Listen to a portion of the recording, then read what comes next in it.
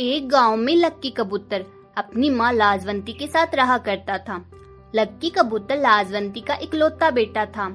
इसी वजह से वह बहुत ही लाड़ प्यार से पला था। लाजवंती लक्की कबूतर की हर जिद पूरी करती थी। अब लक्की कबूतर बड़ा हो गया था। उसकी उम्र शादी के लायक हो गई थी। लाजवंती उसकी शादी किसी अमीर चिड़िया से करवाना चाहती थी, क्योंकि वह अपने साथ बहुत सा धन और दहेज लेकर आई थी। एक दिन लाजवंती लक्की कबूतर को कुछ चिड़ियों की फोटो दिखाते हुए बोलती है, देखो बेटा, इनमें से तुम्हें कौन सी चिड़िया पसंद है? लक्की कबूतर। माँ, मुझे अभी शादी नहीं करनी है। लाजवंती। तुम एक बार फोटो तो देखो, सारी चिड़िया एक से बढ़कर एक सुंदर है और अमीर घर की हैं, खूब दहेज मिलेगा। लक्की कबूतर। अच्छा तो माँ, तुम दहेज के लालच में आकर मेरी शादी करवाना चाहती हो? लाजवंती। नहीं बेटा, ऐसी बात नहीं है, फिर भी तू मेरा इकलौता बेटा है, थोड़ा बहुत दहेज तो लूंगी ही। लक्की कबूतर। लेकिन मैं इनमें से किसी से शादी नहीं करना चाहता, क्योंकि मैं किसी और चिड़िया को पसंद करता हूँ। लाजवंती। वह चिड़िया कौन है जिसे तू पसंद करता है? लक्की कबूतर। वह हमारे गांव की है और तुम उसे अच्छे तरीके से जानती हो। लाजवंती। अब पहेलियाँ बुझाना बंद भी करो, जल्दी उसका नाम बताओ। लक्की कबूतर। उसका नाम चिंकी चिड़िया है। चिंकी चिड़िया का नाम सुनते ही लाजवंती के पैरों के नीचे से जमीन ही खिसक जाती है। लाजवंती। यह तुम क्या कह रहे हो कि तुम उस अपशकुनी चिंकी चिड़िया से शादी करना चाहते हो? और वे तो बहुत गरीब भी हैं, उनके पास खुद खाने को दाने नहीं हैं, तो हमें क्या देंगे? लक्की कबूतर। यह क्या कह रही हो माँ? सगुन अपशकुन कुछ नहीं होता, यह तो सब मन का वहम है। लाजवंती। वहम नहीं, यह सच्चाई है। सारा गांव जानता है कि वह चिंकी चिड़िया कितनी अपशकुनी है। पैदा होते ही तो अपनी माँ को खा गई। लक्की कबूतर। बस भी करो माँ, मैं शादी करूँगा तो सिर्फ चिंकी चिड़िया से करूँगा, वरना नहीं करूँगा। और लक्की कबूतर गुस्से में वहाँ से चला जाता है और अगले कुछ दिनों तक खाना पीना सब कुछ छोड़ देता है, जिससे लाजवंती बहुत परेशान हो जाती है और आखिरकार उसे अपने बेटे की जिद के आगे झुकना ही पड़ता है और वह लक्की कबूतर और चिंकी चिड़िया के रिश्ते के लिए मान जाती है। यह सुनकर लक्की कबूतर की खुशी का तो ठिकाना ही नहीं रहता। लक्की कबूतर। माँ, अब तुम मान ही गई हो तो हमें रिश्ते के लिए चिंकी चिड़िया के घर जाना चाहिए। लाजवंती ना चाहते हुए भी रिश्ते के लिए हाँ कर देती है। वे दोनों माँ बेटे अपनी गाड़ी में बैठकर चिंकी चिड़िया के घर के लिए रवाना होते हैं कि अचानक उनकी गाड़ी का टायर पंचर हो जाता है और उनका एक्सीडेंट होते हुए बाल बाल बजता है। लाजवंती। देखा बेटा, मैंने तो तुम्हें पहले ही बोला था, वह चिंकी चिड़िया है ही अपशकुनी। अब भी बोल रही हूँ, मत जाओ उसके घर रिश्ता लेकर। लक्की कबूतर। अब गाड़ी का टायर पंचर हुआ है तो इसमें चिंकी चिड़िया का क्या कसूर है? अगर आपको साथ चलना है तो चलो, वरना मैं अकेला ही चला जाता हूँ। इसके बाद वे चिंकी चिड़िया के घर पहुँचते हैं। वहाँ जाकर चिंकी चिड़िया के पिता से रिश्ते की बात करते हैं तो उन्हें भी यह रिश्ता मंजूर होता है। फिर लाजवंती चिंकी चिड़िया से पूछती है कि तुम्हें इस रिश्ते से कोई ऐतराज तो नहीं? चिंकी चिड़िया। नहीं माँ जी, मुझे इस रिश्ते से कोई ऐतराज नहीं है। हाँ भाई, तुम्हें क्यों ऐतराज होने लगा? इतने बड़े घर की बहू जो बनने वाली हो। चिंकी चिड़िया यह सुनकर उदास हो जाती है। इसके बाद लक्की कबूतर अपनी माँ के साथ घर लौट जाता है। कुछ दिनों में शादी भी तय हो जाती है और शादी का दिन भी आ जाता है।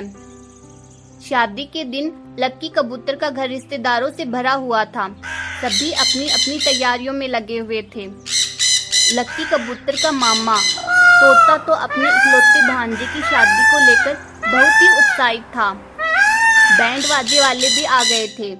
सभी खुशी से नाच रहे थे। सोचा था कि चिंकी चिड़िया के घर तक पूरे रास्ते नाचते हुए ही जाएंगे, लेकिन मौसम अचानक खराब हो गया और तेज बारिश होने लगी। इसलिए सभी को न चाहते हुए भी गाड़ियों में बैठना पड़ा। कुछ दूर जाने पर बारिश रुक जाती है। सभी फिर से गाड़ियों से उतरकर नाचने लगते हैं। मामा जी तो नाचने में इतने मगन हो गए कि उनको तो आसपास का कुछ ध्यान ही नहीं रहा और उनका पाँव बिजली के तार पर जा टिका और उनको जोरदार झटका लगा और फिर वे बेहोश हो गए।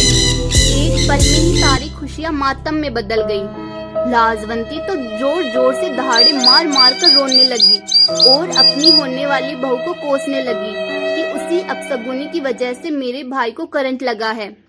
लाजवंती की यह बात सभी को सही लगी। हर तरफ यही बातें होने लगी कि जिसने अभी तक घर में पाँव भी नहीं रखा तो इतना बड़ा अपशगुन हो गया, शादी के बाद तो किसी को मार ही डालेगी वो अपशगुनी। चिंकी चिड़िया तो इन सब बातों से बेखबर मंडप में दुल्हन बनकर बैठी अपने होने वाली पति का इंतजार कर रही थी। बारात बहुत देर से पहुंचती है। चिंकी चिड़िया के पिताजी दरवाजे पे खड़े बारात का ही इंतजार कर रहे थे। गाड़ी से उतरते ही लाजवंती उनको शादी के लिए साफ साफ मना कर देती है। लक्की कबूतर तो कुछ बोलने की हालत में ही नहीं था। चिंकी चिड़िया के पिता लाजवंती के आगे हाथ जोड़ते हैं और बोलते हैं, बहन, मैं आपके आगे हाथ जोड़ता हूँ। हम बाप बेटी बर्बाद हो जाएंगे। घर आई बारात वापस लौट जाएगी तो फिर मेरी बेटी से शादी कौन करेगा? लाजवंती, वो सब मैं नहीं जानती, लेकिन मैं इस अपशगुनी को अपनी बहू कभी नहीं बना सकती। चिंकी चिड़िया का तो रो रो कर बुरा हाल हो गया था। उसे समझ ही नहीं आ रहा था कि आखिर उसके साथ हो क्या रहा है। बारात वापस लौटने लगती है। लक्की कबूतर तो एक जगह मूर्ति बनकर खड़ा था, जैसे उसे कुछ सुनाई और दिखाई ही ना दे रहा हो। लाजवंती लक्की कबूतर का हाथ पकड़कर वहां से ले जाने लगती है कि तभी पीछे से आवाज आती है, रुको, बिना शादी किए और बिना दुल्हन को लिए कहाँ जा रहे हो? सभी आवाज सुनकर रुक जाते हैं और पीछे मुड़कर देखते हैं तो पीछे लक्की कबूतर का मामा तोता खड़ा था। वह आगे बोलता है, जो किस्मत में लिखा होता है वह होकर ही रहता है, और मुझे करंट लगा, इसमें बेचारी चिंकी का क्या कसूर है? उसे क्यों सजा दे रहे हो? मामा जी की बात सुनकर लक्की कबूतर भी बोलता है, हाँ माँ, मामा जी के साथ जो भी हुआ है वो एक दुर्घटना थी जो किसी के साथ भी हो सकती है। लाजवंती का बिल्कुल भी मन नहीं था शादी करवाने का, लेकिन भाई और बेटे की जिद के आगे उसे हाँ करनी ही पड़ती है। इतना सब कुछ होने के बाद भी शादी होते देख चिंकी चिड़िया के पिता राहत की सांस लेते हैं। चिंकी चिड़िया और लक्की कबूतर फेरों के लिए मंडप में बैठ जाते हैं। पंडित जी शादी के मंत्र पढ़ते पढ़ते आग में घी डालने लगते हैं। तभी उनके हाथ से सारा का सारा घी आग में गिर जाता है और आग फैल जाती है। सभी वहां से उठकर जल्दी से वहां से भाग जाते हैं। लाजवंती, देखा देखा, मैं ना कहती थी कि यह चिंकी चिड़िया है ही। अब तोता लाजवंती की बात बीच में ही काटते हुए बोलता है, इसमें भी चिंकी बहू की कोई गलती नहीं है, वह तो पंडित जी के हाथ से ही बर्तन छूट गया था। के बाद चिंकी चिड़िया और लक्की कबूतर की शादी हो जाती है। चिंकी चिड़िया अपने घर से विदा होकर अपने ससुराल चली जाती है। ससुराल जाने के बाद चिंकी चिड़िया अपनी सभी जिम्मेदारियों को बहुत अच्छे से निभाती है। फिर भी लाजवंती उसे बिल्कुल भी पसंद नहीं करती थी और घर में होने वाले हर छोटे बड़े नुकसान के लिए चिंकी चिड़िया को ही जिम्मेदार ठहराती। एक दिन चिंकी चिड़िया घर में बैठी बोर हो रही थी तो वह अपने मोहल्ले के कुछ बच्चों को अपने घर खेलने के लिए बुला लेती है। सभी बच्चे चिंकी चिड़िया के साथ खेलकर बहुत खुश होते हैं।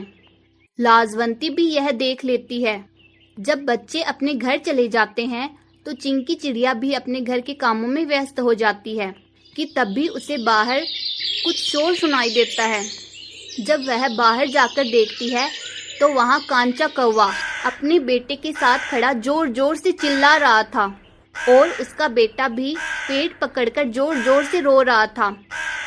चिंकी चिड़िया, क्या हुआ बेटा, तुम क्यों रो रहे हो? क्यों रो रहे हो? इससे क्या पूछ रही हो? मैं बताता हूँ तुम्हें, यह सब तुम्हारा ही करा धरा है। चिंकी चिड़िया, चिंकी चिड़िया, मेरा? पर मैंने क्या किया है? कांचा कौवा, हाँ, तेरा मनहूस साया मेरे बेटे पर पड़ते ही यह बीमार हो गया। तू घर के लिए तो अपशगुनी थी ही, अब मोहल्ले के लिए भी हो गई। लाजवंती मुंह बनाते हुए। हाँ, यह तो है ही अपशगुनी। चिंकी चिड़िया। आप यह अपशगुनी के नारे लगाना बंद कीजिए और बच्चे को जल्दी हॉस्पिटल लेकर चलिए। चिंकी चिड़िया तुरंत बच्चे को लेकर हॉस्पिटल जाती है। लाजवंती और कांचा कौवा भी उसके साथ जाते हैं।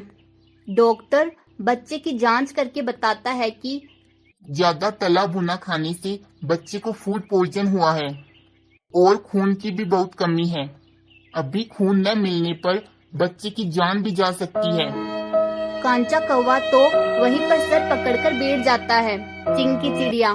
डॉक्टर साहब, आप मेरा खून ले लीजिए, लेकिन बच्चे की जान बचा लीजिए। डॉक्टर। मैं पहले आप तीनों के खून के सैंपल लूंगा। जिसका भी खून बच्चे से मैच होगा उसी का खून बच्चे को चढ़ा देंगे। डॉक्टर तीनों के खून के सैंपल लेता है, लेकिन किस्मत से चिंकी चिड़िया का खून ही बच्चे के खून से मैच होता है। चिंकी चिड़िया बच्चे को अपना खून देकर बचा लेती है। डॉक्टर। अगर आज सही समय पर खून नहीं मिलता तो बच्चे को बचाना नामुमकिन था। कांचा कौवा। बहन, मुझे माफ़ कर दो। आज तुम्हारी वजह से ही मेरा बच्चा जिंदा है और मैं तुम्हें ही अपशगुनी बोल रहा था। लाजवंती। हाँ बहू, मुझे माफ कर दे। मैंने तुम्हें हमेशा गलत समझा, लेकिन तुमने आज बच्चे की जान बचाकर साबित कर दिया कि गलत तुम नहीं, हम ही थे। चिंकी चिड़िया। कोई बात नहीं माँ जी, गलती तो किसी से भी हो सकती है। इसके बाद वे सभी खुशी खुशी बच्चे को लेकर घर लौट जाते हैं। अगर स्टोरी पसंद आई हो तो वीडियो को लाइक करें, शेयर करें और चैनल को जरूर सब्सक्राइब करें। Thanks for watching.